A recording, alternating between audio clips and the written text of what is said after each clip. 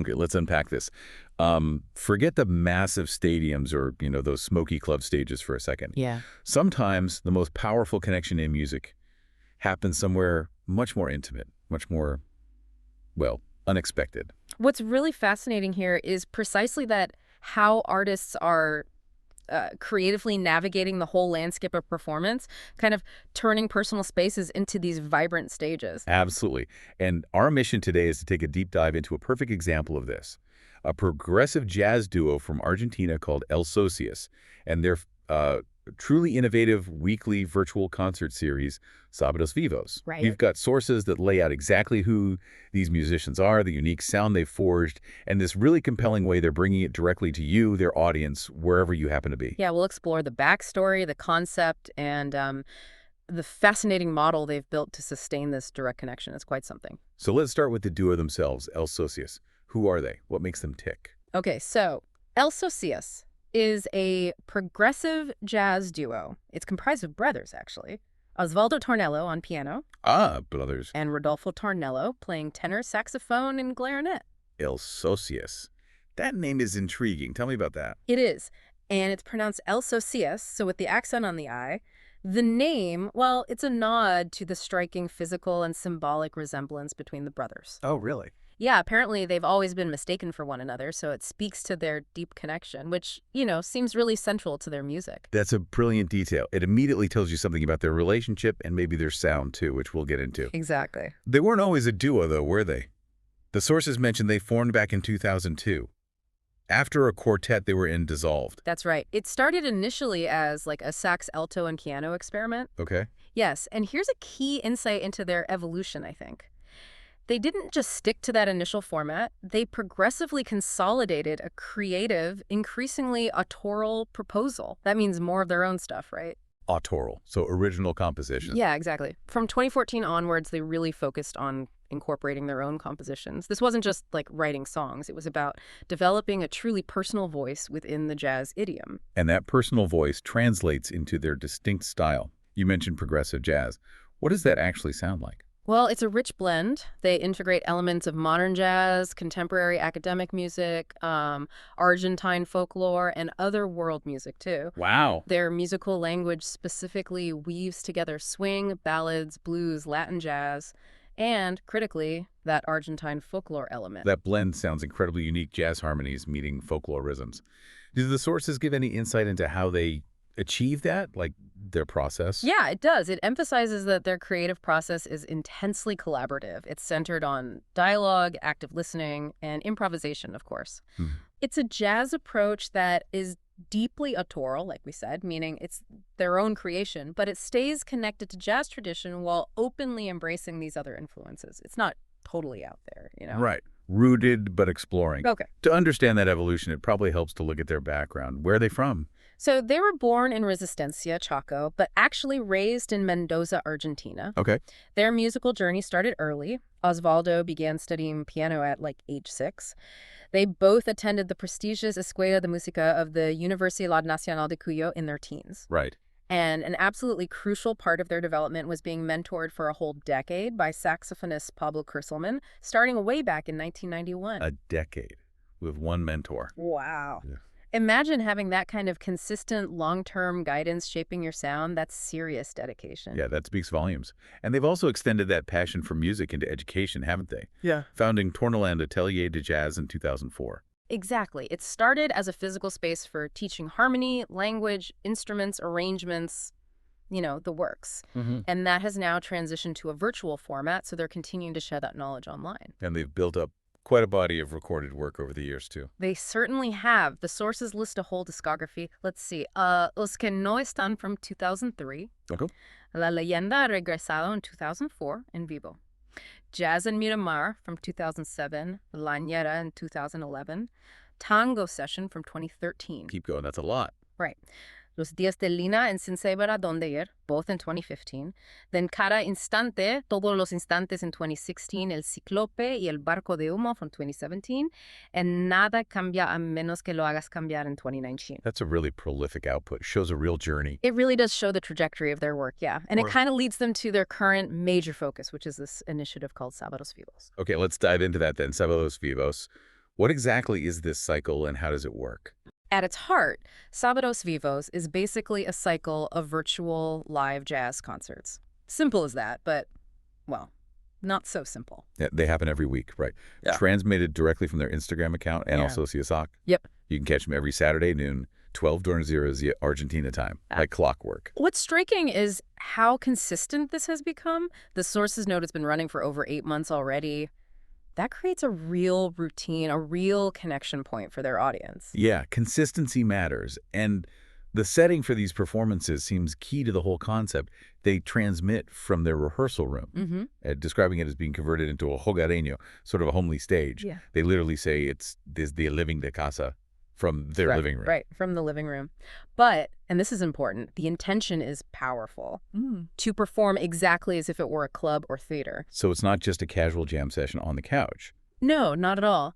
They are taking the intimacy of their home space and treating it with the same dedication as a professional venue.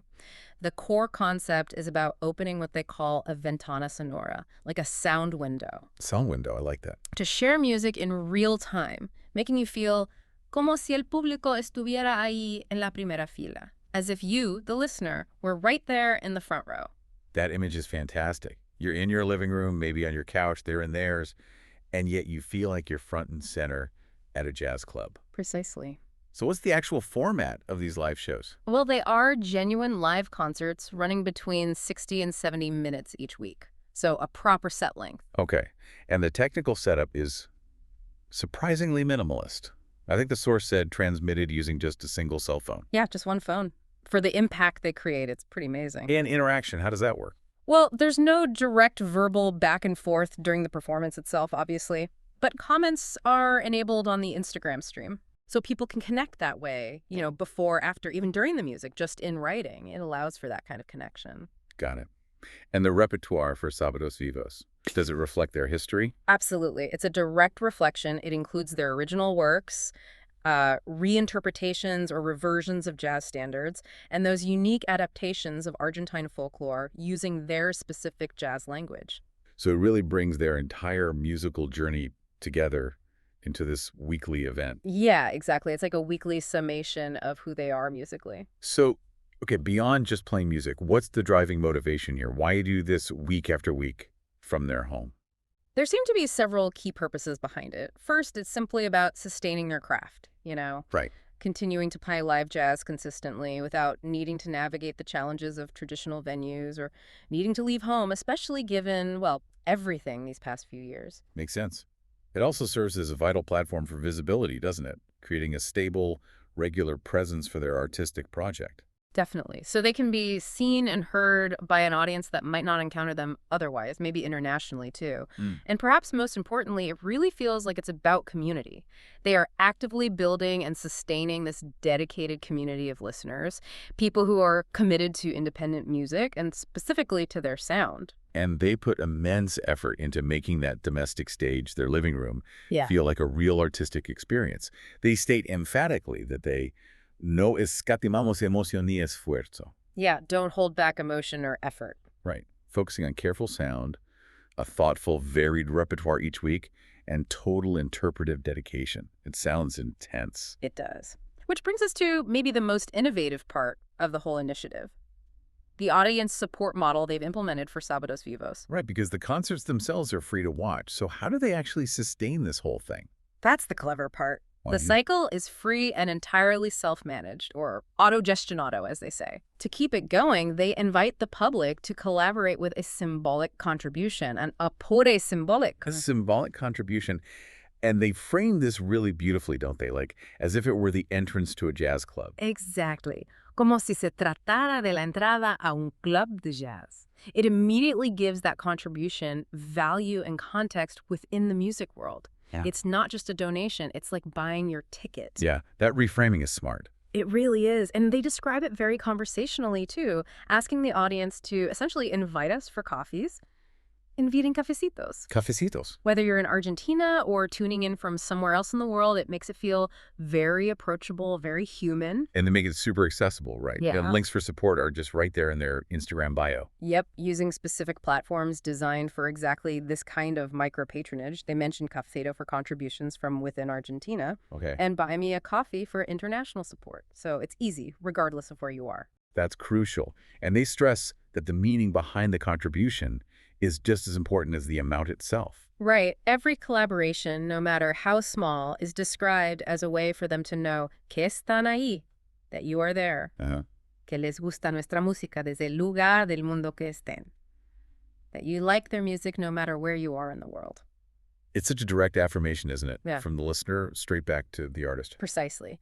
And the impact of these contributions is tangible, they say. It helps them sustain their actual performance space, improve the technical quality of the transmissions over time. Right. Better sound, maybe better video. Exactly. And critically, it strengthens that vinculo musical, that musical bond, which is both really intimate because it's coming from their home, but also collective because it connects them to this global audience. So, okay, as we wrap up this deep dive, we've really explored the world of El Sosias, these brothers. Yeah. United by blood and music, forging this unique progressive jazz sound, really infused with Argentine folklore. And we've seen how they've channeled all that into this remarkable Sábados Vivos series, week after week, opening their home to connect directly with listeners everywhere. It's such a powerful example, I think, of how independent artists are not just, surviving, but actually innovating in the current performance landscape. Oh, definitely. They've transformed a personal space into a genuinely global stage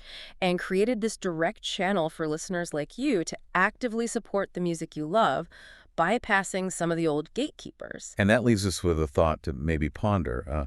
When music comes directly from someone's living room and you're listening from yours, how does that shift change the fundamental idea of what a venue even is? What does that intimate yet collective connection do to the relationship between the artist, the space where the music is actually made, and you, the listener, sitting right there on your couch?